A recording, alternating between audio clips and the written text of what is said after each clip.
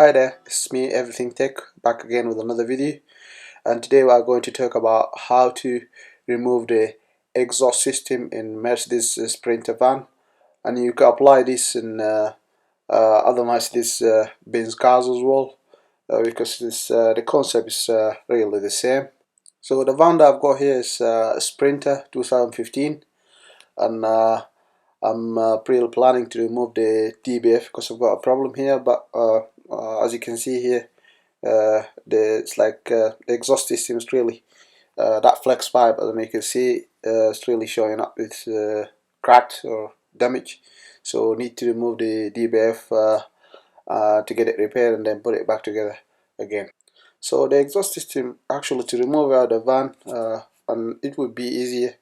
Uh, Obviously, that's the only way, I believe. You'd have to split it to two pieces, the DPF side of it and the rear part of the exhaust system. So we are going to see how we're gonna get the DPF part first. The part that fitting or mounting the DPF in the engine, and the rear part of it. As you can see in this slide, I'm referring to these two parts, part 1 and part 2. One is the DPF side, and the 2 is the rear part of the exhaust system. I'm just going to number the parts that need to be removed to get full access to the DPF and get it out of the engine bay. I'm only using this, obviously it doesn't have to be the same sequence, but I'm only using these numbers just to give you an idea about what parts that need to be removed to get full access to the DPF to get it out quickly.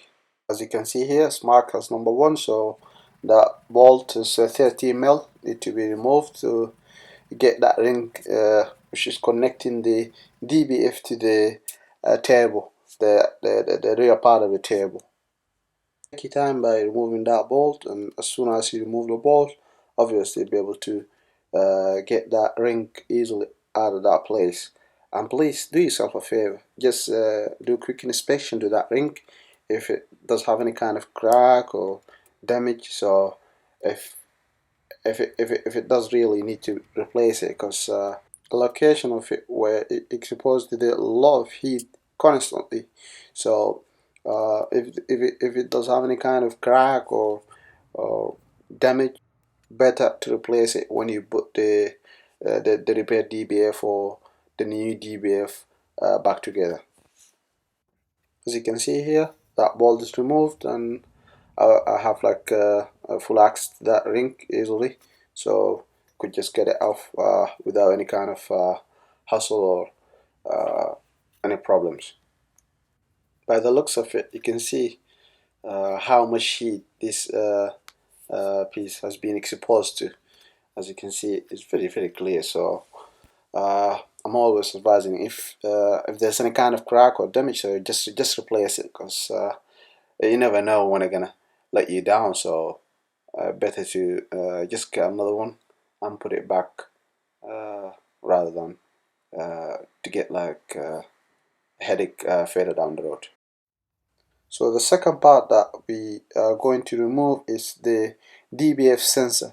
As you can see in that slide, is 17 wrench. Just to get that 17 mil out of the way, so you would have to use that 17 wrench to get it removed safely and quickly. Please again take your time by removing that 17 mil. As you can see, the place where it's situated is really it's being exposed to the much heat all the time. So please take your time and be gentle to avoid doing any kind of damage to it. And if you start doing the DPF or the exhaust system removal when you the engine's like a bit warm, it would be easier rather than to do it when the engine is cold, because as you can see, the location of these and sensor and parts obviously is a little bit tricky. So if the engine warm, will help you out to get them loosened easily and quickly.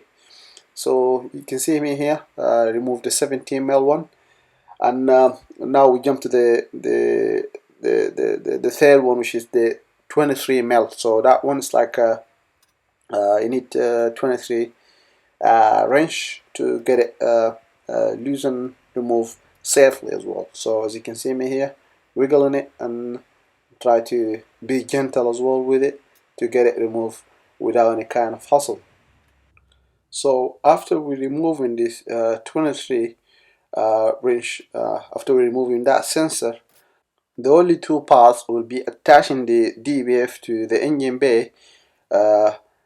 Is the fuel lines, as you can see them in the next slide. So I'm just referring them here to number 4, and here you would have to have like a special ply. It's like that kind of ply you can see in the slide, or you could remove there's like 2 bolts like attaching the fuel lines, but the place of that bolt is a little bit tricky.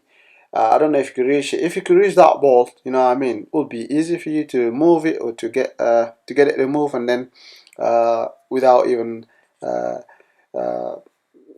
take that kind of hassle to wiggling it with a plier to as you can see in this slide. So because the clamp that that fit in this kind of pipes like a little bit like a tricky one, you know, so you would have to take your time by releasing them off, and I would advise you to replacing them because obviously this kind of clamp you could reuse them, but better to replace them rather than as I said earlier, to get much headache further down the road.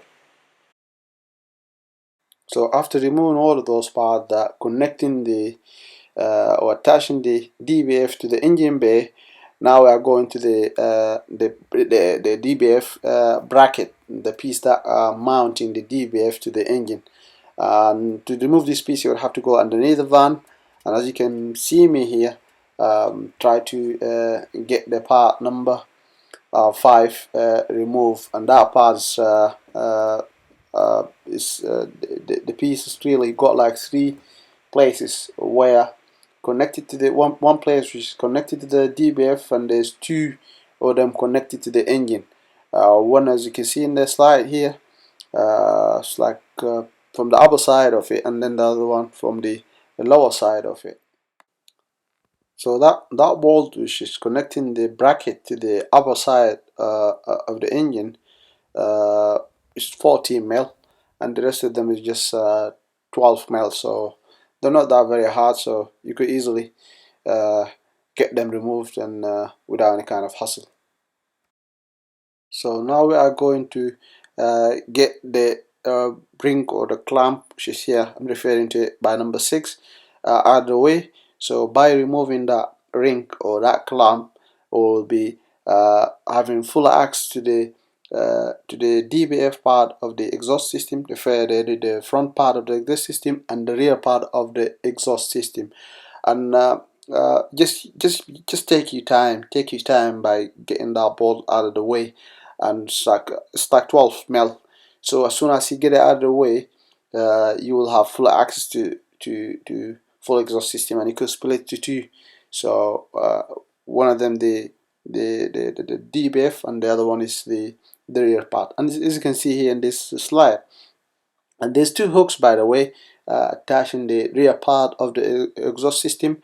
There's 2 hooks, and them 2 hooks is just attached to the rubber, so you don't need to have any kind of a wrench or something like that to get them released. So you just get them 2 hooks out of the way, and you'll be having full access to the DPF and the rear part of the system. So you could easily get the DPF out of the engine bay and removing the rear part of the system easily without any problem. As you can see here in this slide, the DPF is out, and you're ready to go. That's it.